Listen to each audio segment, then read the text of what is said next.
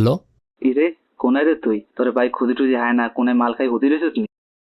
হর বেড়া, মাল খার টাকা পাবো কই? বেড়া থাকতাছি খয়রাত করে আর এতদিন পর খবর নিতাসিস। কাহিনী কি?